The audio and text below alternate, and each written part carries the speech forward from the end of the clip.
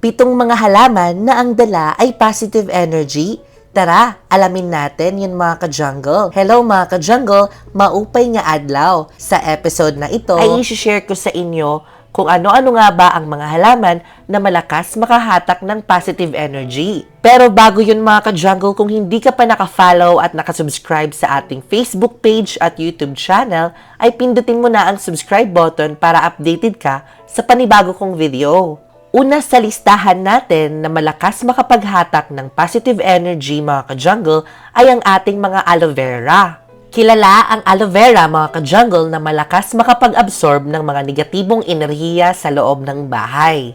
Ang aloe vera ay may reputasyon sa pagtataguyod ng positibong kalusugan ng isip at para sa pag-regulate ng mood swings. Bukod pa rito mga ka-jungle, kilala ang aloe vera sa parehong healing gel nito na matatagpuan sa loob ng mga dahon nito. Gayon din sa kakayahan tumulong na alisin ang mga pollutant at negatibong enerhiya mula sa bahay. At alam nyo ba mga ka-jungle na ang ating mga aloe vera ay mayroong 99.5% na tubig at 5% nito ay solid portion na pinaka-active nutrients kaya mabilis nitong mapagaling ang mga sugat natin. At alam nyo ba mga ka-jungle na nagpapabuti ito ng sirkulasyon ng dugo? Ito ay clinically proven at tested na mga ka-jungle.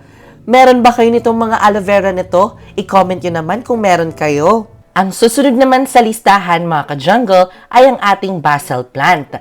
Ang basil na tinatawag ding great basil ay isang culinary herb ng pamilya ng Limaceae. Ito ay isang malambot na halaman at ginagamit sa mga lutuin sa buong mundo. Ang basil ay isa ring kilalang king of herbs dahil sa ability at lakas nitong magbigay ng good luck sa ating mga ka-jungle.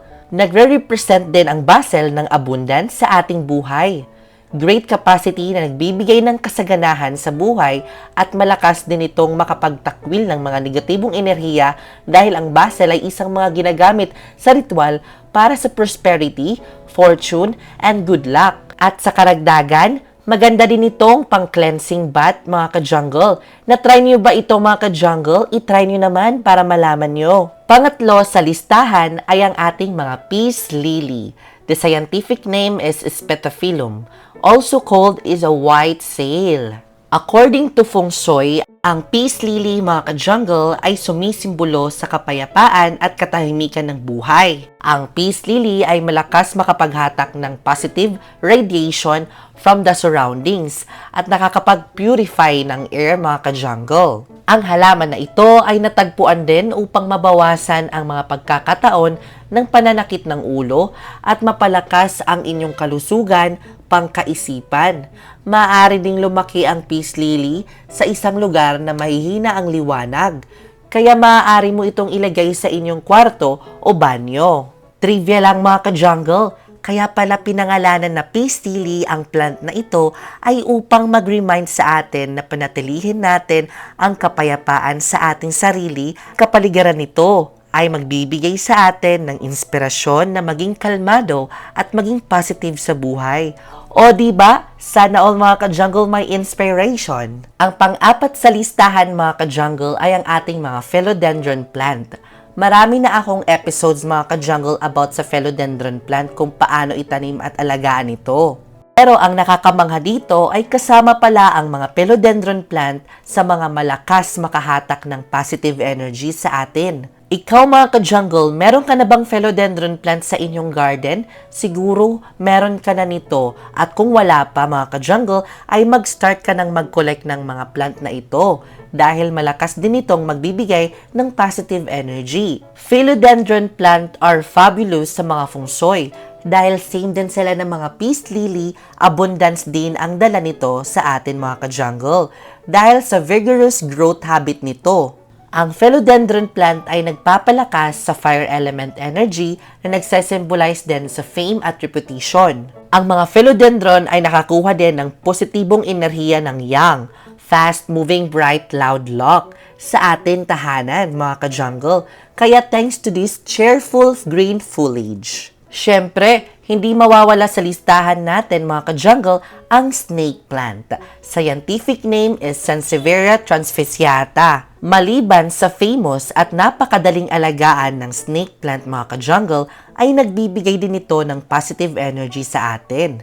Ang snake plant ay kilalang indoor plant na malakas makapaghatak ng positibong enerhiya sa atin. Sa ating mga tahanan mga ka-jungle, meron itong dalawang hatid sa atin. Ang una ay sinisip-sip nito ang particulate na matter at mga VOC. Ang VOC o VOC ay isang gases that are emitted into air from product or process. Some are harmful by themselves, including some that cause cancer. Mula sa kapaligiran kaya lumilika ng isang malusog na kapaligiran. Pangalawa ay nagpapalabas ito ng masasayang vibes at umaakit ng positibong enerhiya sa kulay nitong kulay. Wow! Hindi lang pala positive energy ang dala ng snake plant mga ka-jungle. Iniingatan din ng plant nito ang ating mga kalusugan laban sa masasamang hangin. Trivia lang ulit mga ka-jungle, alam nyo ba na ang ating mga snake plant ay isa sa napiling pag-aralan ng mga NASA? How plants can be used for air purification and to combat sick building syndrome. Pang-anim sa listahan natin ay ang ating caladium o caladium. Alam nyo ba mga ka-jungle, ng ating mga caladium o caladium ay may kakayahang mag-alis ng mga negatibong enerhiya at magpupromote ng positibong enerhiya sa ating mga tahanan. Kilala ang caladium sa kakaibang ganda at vibrant color nito. Nagre-represent din ito ng mga unconditional love, beauty, ang kindness. Dahil sa ganda at taglay nito, ito sa mga halaman ay malakas sumatak ng positive energy at dahil na rin sa hugis na puso nitong dahon nito. Ba kayo nito mga ka-jungle? I-comment nyo naman kung meron kayo. Bago tayo magpatuloy sa pinaka-last na plant, ay huwag kalimutan i-follow ang ating Facebook page kung bago ka lang. Ang ikapito at huli sa listahan natin mga ka-jungle ay ang rubber tree plant. Ang rubber tree plant ay common house plant according to Feng Shui.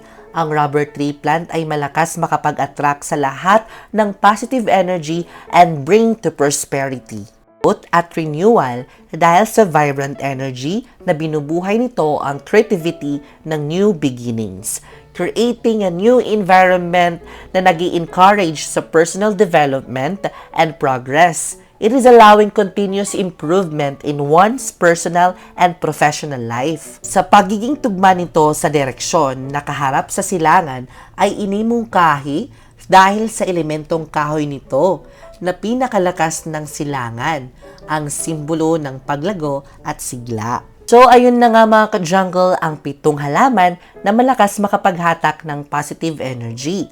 Comment nyo naman po mga ka-jungle kung meron na kayong mga plant sa tahanan at opisina ninyo na nabanggit natin halaman na episode na ito.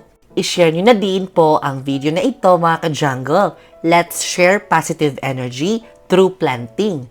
Disclaimer lang po mga ka-jungle, some of the content shared in this post is derived from myth, folklore, Asian tradition. The information here should not be considered life or medical advice. Basta laging tatandaan, happy planting next to happy living. Mga ka-jungle, maraming salamat and I will see you next episode because more plant, less stress.